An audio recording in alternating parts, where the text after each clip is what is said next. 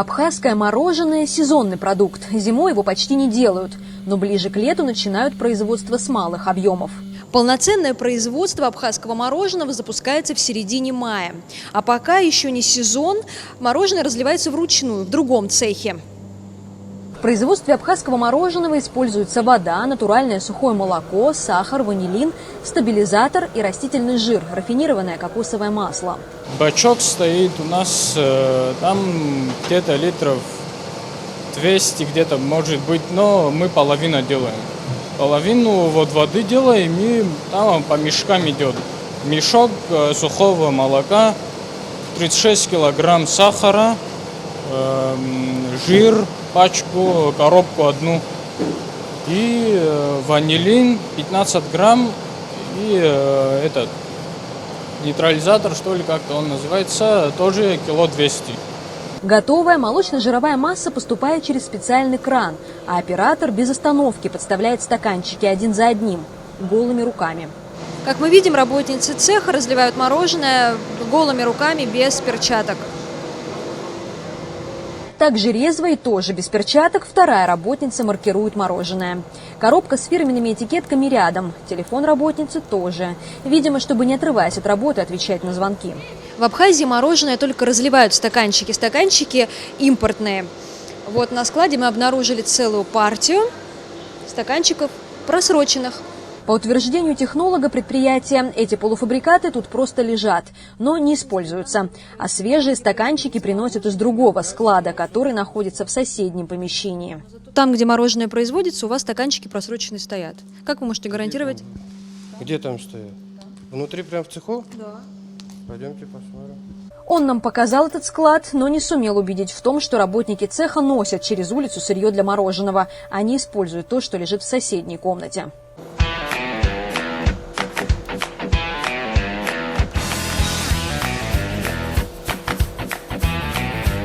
Отравиться просроченным вафельным стаканчиком наверняка невозможно. Возможно, особо не пострадают и вкусовые качества. Но здесь речь идет не только о здоровье потребителя. Ситуация с просроченными ингредиентами к мороженому показывает отношение бизнеса к людям, на которых, по сути, производитель зарабатывает деньги. Все покупают, все время спрашивают.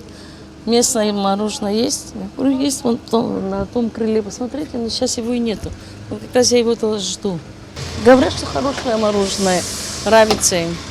Абхазское мороженое самое дешевое, всего 15 рублей стаканчик в рознице. Импортное как минимум в 2 раза дороже.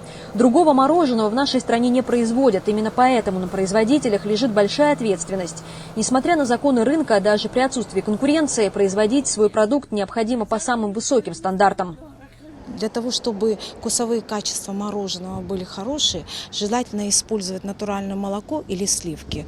В данном предприятии было использовано сухое молоко, вода, сахар и масло. Растительное. Да, растительное масло. В данном случае хочу дать совет, если, допустим, мы используем сухое молоко, хотя бы пропорции соотношения воды и сухого молока должно быть 1 к 2, чтобы был хотя бы небольшой сливочный вкус мороженого. Также вместе с инспекторами мы проверили на соответствие стандартам условия хранения и сроки годности товаров в 3 складах молочных товаров. Образцово-показательными оказались холодильники фирмы «Кром». Как рассказала директор фирмы, они работают по четко отлаженной схеме и придирчиво следят за сроками годности своего товара. Заказы я на завод делаю сама, и с учетом своих остатков и продаж я практически угадываю нормально. У меня нету таких остатков каких-то, которые надо реализовывать со скидкой. Особенно в летний период мы производим термоконтроль продукции, которая поступает сюда. То есть у меня есть термометр, я сама произвожу замеры внутри продукции, когда машина заезжает под выгрузку. А там на складе следит кладовщик в основном. Вы везете из Карачаева-Черкесии на протяжении всего пути. У вас машина-холодильник или как? Да, обязательно холодильник, да. В других складах ситуация оказалась примерно такой же. Молочные продукты в Абхазию завозятся небольшими партиями. Оптовики стараются быстро реализовывать товар. Залеживается он уже на магазинных прилавках. Именно там следует внимательно проверять сроки годности, особенно на кисломолочной продукции, так как при длительном хранении все полезные бактерии, за которые мы и любим кефир, мацони и другую молочку, погибают. Но жизнь в продукте продолжается. Там развивается патогенная микрофлора, способная вызвать сильнейшее отравление. Марьяна Котова, Торник Амичба, Абаза ТВ.